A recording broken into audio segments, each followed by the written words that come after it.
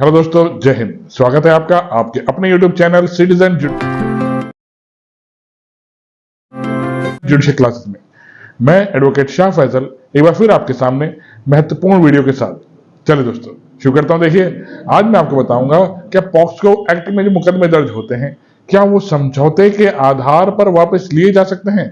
क्या अगर पार्टीज के बीच में समझौता हो जाता है, पीड़ित के और अपराधी के बीच में समझौता हो जाता है, तो क्या समझौते के आधार पर मामले वापस लिए जा सकते हैं, उसके बारे में बताऊंगा। पॉक्सो एक्ट कब बना, क्यों बना, किसको लेकर बना है, उसके बारे में बताऊंगा। इसकी क्या विशेषताएं हैं, उसके बारे में बताऊंगा। एफआईआर जो हुई है पॉक्सो एक्ट में, क्या उसे क्वैश किया जा सकता है, उसके बारे में बताऊंगा। इंपॉर्टेंट वीडियो होगी, बहुत काम आएगी। आजकल देखिए सामाजिक अपराध बहुत ज्यादा बढ़ते जा रहे हैं। उसी को देखते हुए ये एक्ट बनाया गया था, क्यों बनाया गया था और किसके लिए बनाया गया था, ये आज मैं आपको बताऊंगा दोस्तों। ठीक दोस्तों, चलिए शुरू करता हूं।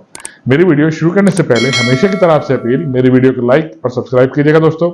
मुझे अच्छा लग रहा है आप मेरी वीडियो लाइक भी कर रहे हैं, शेयर भी कीजिए दोस्तों। चलिए दोस्तों शुरू करता हूं। देखिए, सबसे पहले समझिए ये पॉक्सो एक्ट जो बनाया गया 2012, ये किसको लेकर बनाया गया है।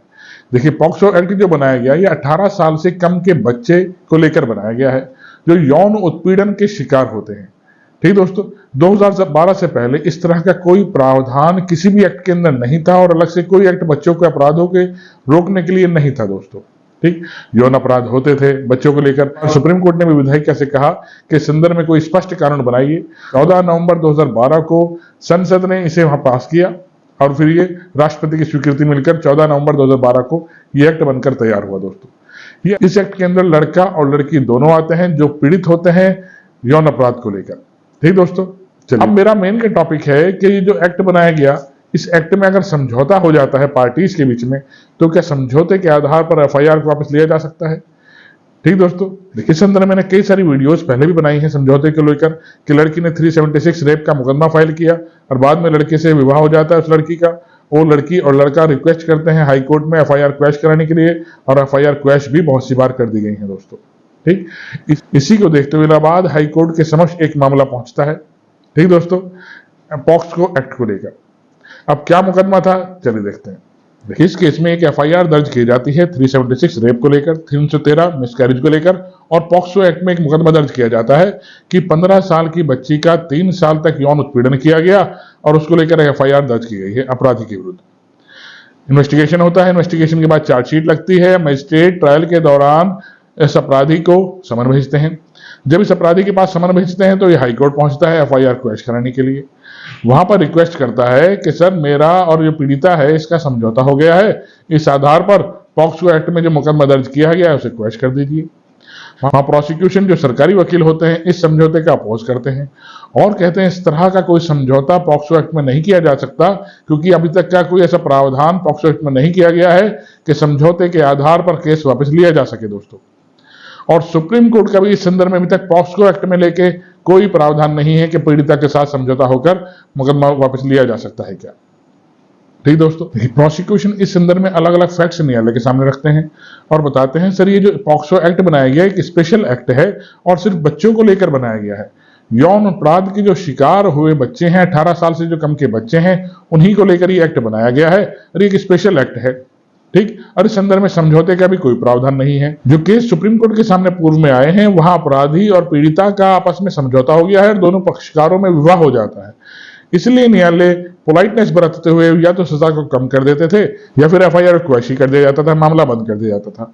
इस संदर्भ में देखिए पक्षकारों में सिर्फ समझौता हुआ है, पार्टीज में विवाह नहीं हुआ है और प्रोसिक्यूशन का कहना है सिर्फ समझौते के आधार पर मुकदमे को वापस नहीं लिया जाना चाहिए दोस्तों।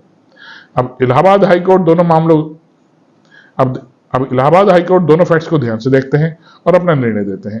निर्णय में इलाहाबाद हाईकोर्ट कहते हैं देखिए जो ये अपराध किए जाते हैं महिलाओं के विरुद्ध अपराध हैं और इस तरह से सिर्फ समझौते के आधार पर महिला को प्रलोभन देकर किसी तरीके से और समझौता अगर करा लिया गया है तो ये समाज के भी विरुद्ध है और कानून के भी विरुद्ध है।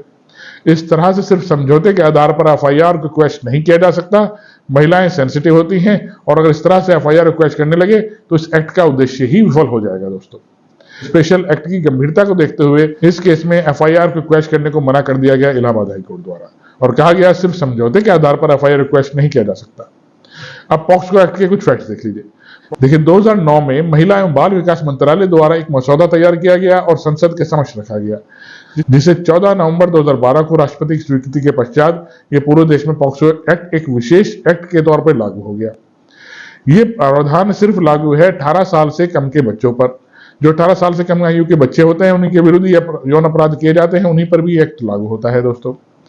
18 साल से कम के बच्चों को 2 कैटेगरी में बांटा गया है। एक देखिए, पहला आता है 12 साल से कम के बच्चे के विरुद्ध अपराध, यौन अपराध। अगर कोई अपराध 12 साल से कम के बच्चे के विरुद्ध यौन अपराध किया जाता है तो उस व्यक्ति को, जो अपराधी है, 20 साल से कम की सजा नहीं होगी, जो आजीवन कारावास तक की हो सकती है, और मृत्युदंड का ही प्रावधान है। अगली कैटेगरी बनाई गई है 12 साल से लेकर 18 साल तक के बच्चे के विरुद्ध यौन अपराध। इसमें अपराधी को 20 साल की सजा कम से कम होगी और आजीवन कारावास तक की भी हो सकती है। ये 2 तरीके की सजा का प्रावधान इसमें किया गया है दोस्तों। देखिए, ये एक्ट लड़का और लड़की दोनों के यौन अपराधों को लेकर लगता है।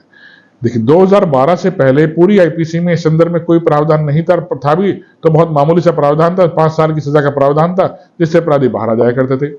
लेकिन अपराध की गंभीरता को देखते हुए इसे बच्चों के विरुद्ध एक गंभीर अपराध माना गया और इसलिए ये एक्ट नया बनाया गया।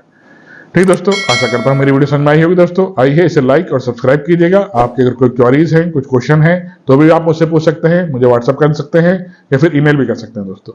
जय हिंद, धन्यवाद दोस्तों।